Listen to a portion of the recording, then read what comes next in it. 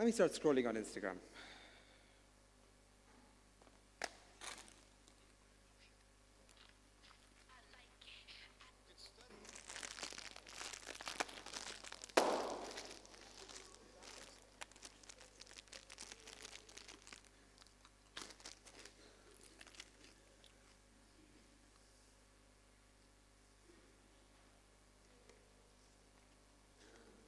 Oh, time to go to school? Oh, okay.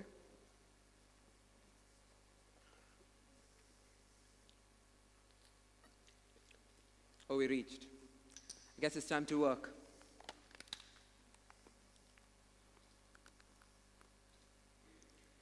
Fuel. This is a word that I've spent the last 2 years researching. And this word comes with a plethora of meanings. Now, a vehicle needs fuel to move from point A to point B. We need fuel to wake up. And I just showed you what most of our routines look like every single day.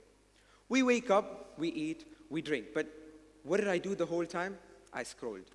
Don't we all scroll when we wake up? Subconsciously, what we tend to do is we tend to spend 80% of our time, tend to fill our bodies with physical, emotional fuel. But we forget to fill ourselves with one specific fuel, and that is mind fuel. Before I tell you more, I want to tell you a story. I want you to take a step back and picture me, but in 2021.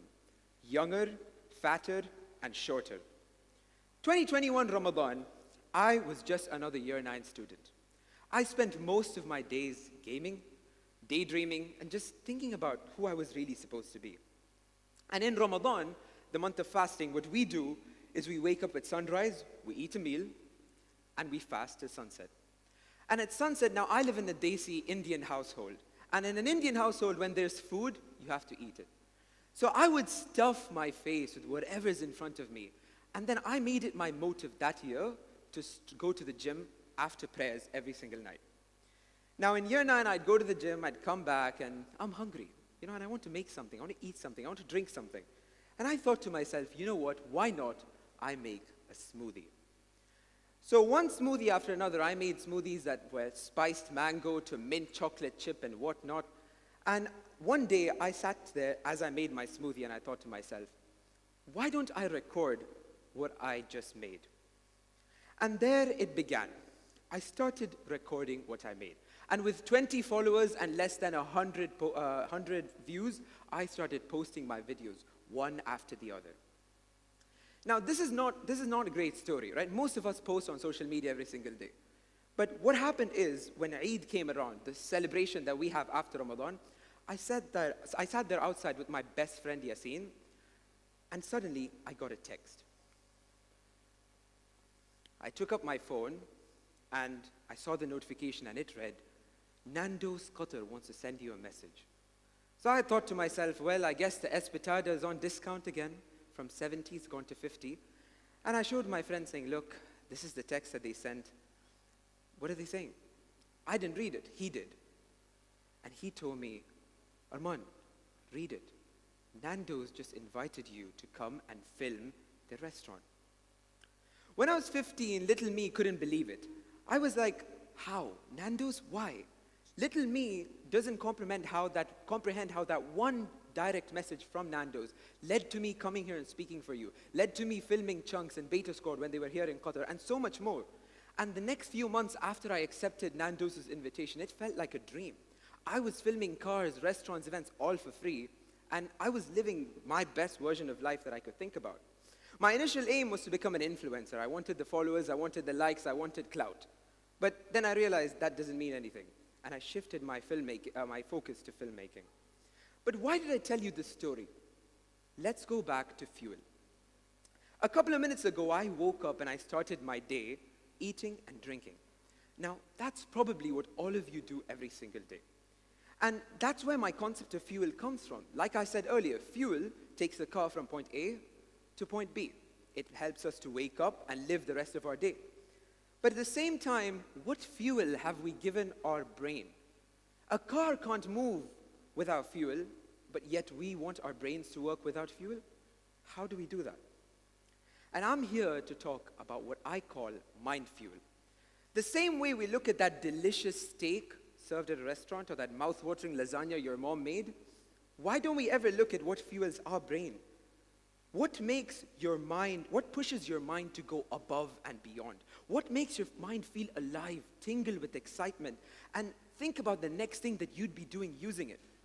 And the answer that most of you would have to that question would be, I don't know.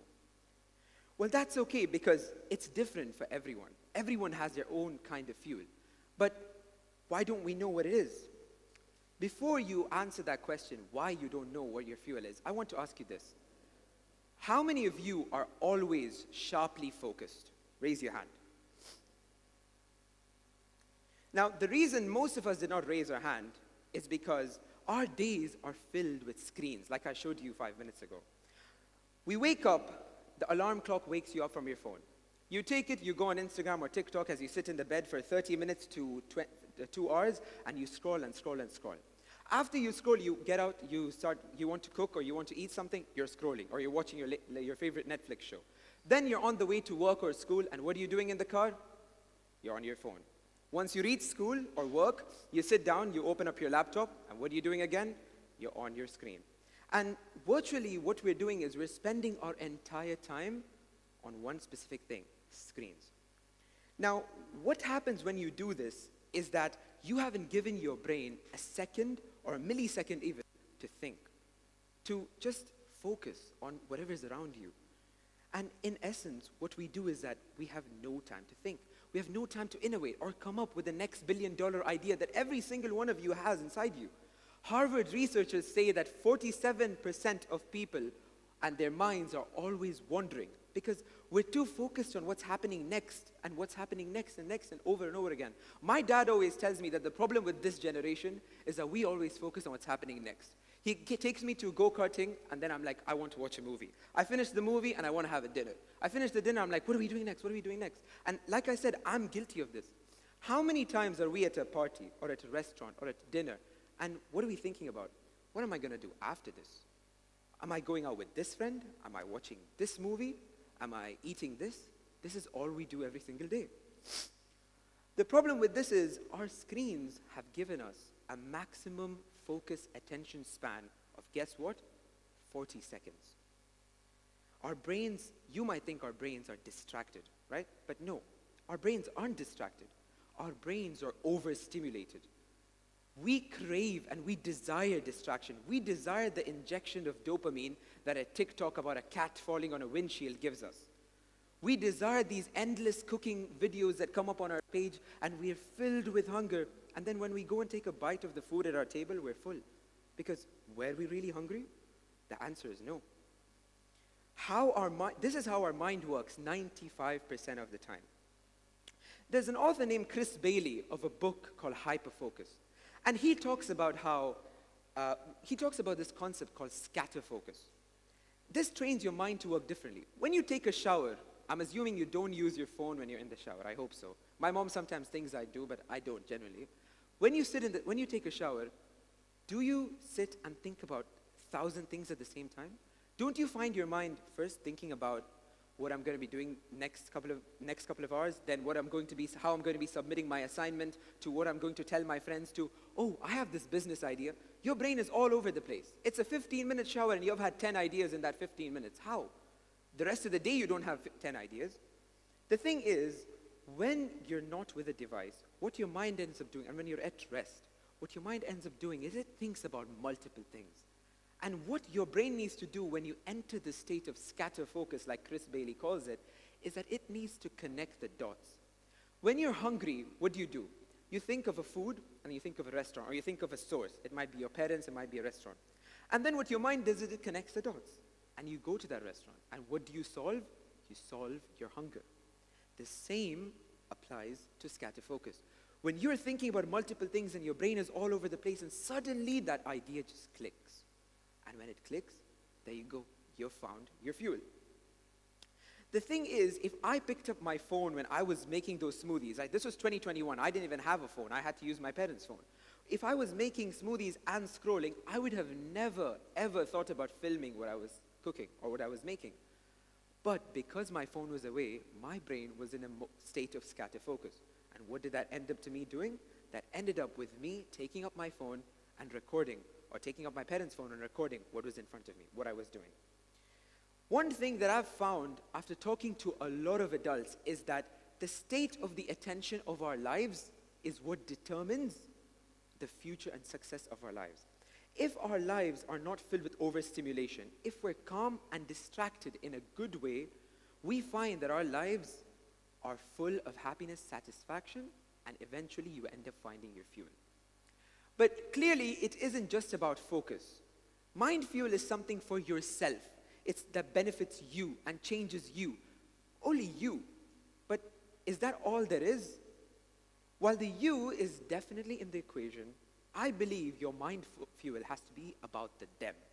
The people you impact through your doings, regardless of what field it might be in. Just a few months ago, I talked to one of my best friends, and I found him struggling with something all that's happening in his life. And I went up to him and I told him, what's going on? Talk to me. And he was like, no, it's nothing. You know what we all say, I'm doing fine, everything is great. My mental health is the best it is right now.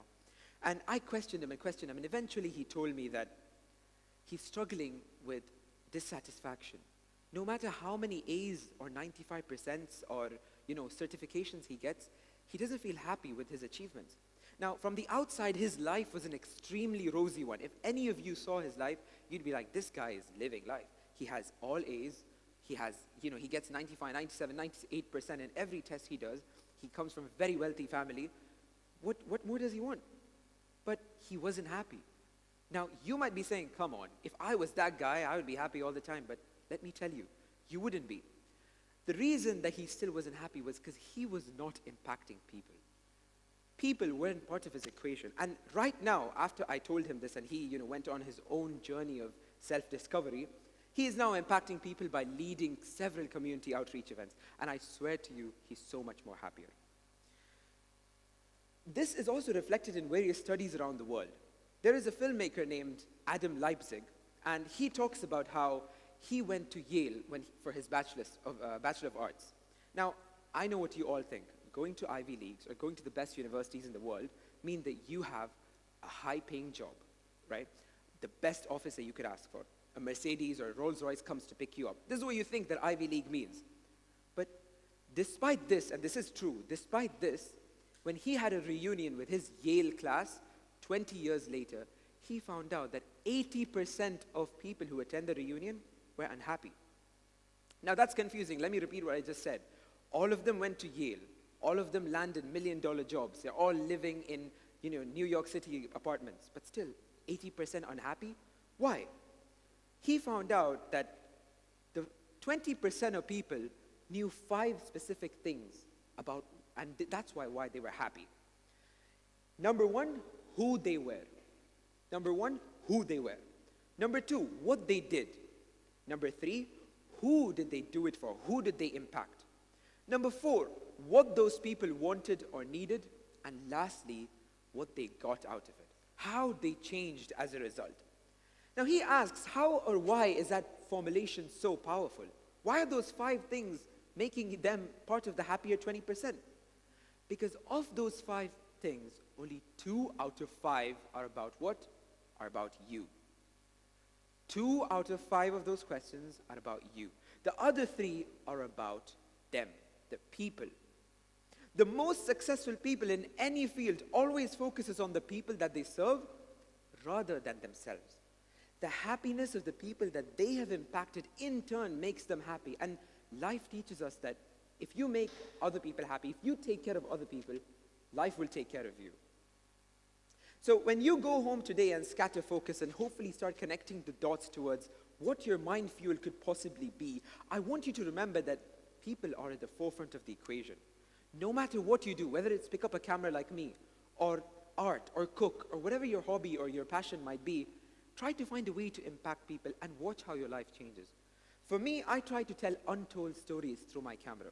For a chef, they might want to set up a local kitchen and then, serve the hungry. For an artist, the artist might want to make art that bridges together nations, bridges together religions, communities, and so much more. The possibilities are endless. You just have to come up with it. So the next time you feel demotivated and think about why am I doing this? I want you to think of a couple of things. First of all, 92% of people give up on their dreams. I've been saying this to my parents a lot. I want to be part of the 8%. Let me say that again. 92% of people give up on their dreams. 92% of the people around you, if not more, give up on their dreams. Because these people don't connect the dots. They don't fully figure it out. They give up halfway. The purpose of this talk, the reason I'm here is because I've wanted and I try to be part of that 8% of humanity. And I want you to try and be part of that 8% as well. You should not go one other day feeling unsatisfied and lost, and you should be spending your time figuring out what you truly want and doing it all the time because you can. So the next time you feel yourself feeling demotivated, facing hurdles, or telling yourself, this may never work out, why am I pursuing it? It's so unstable. I want you to remember two words. Two words that Yes Theory, a YouTube channel, taught me. And that is seek discomfort. Once again, seek discomfort. Life isn't meant to be easy. And I know I'm 18 and I have a lot of life to see, inshallah. But this is what everyone around me has taught me. And that's what I believe it really is. You need to embrace the discomfort that comes with the pursuit of figuring out what you're meant to do, finding the essential fuel and filling yourself up one drop at a time. And you'll find yourself so much happier than usual. Thank you.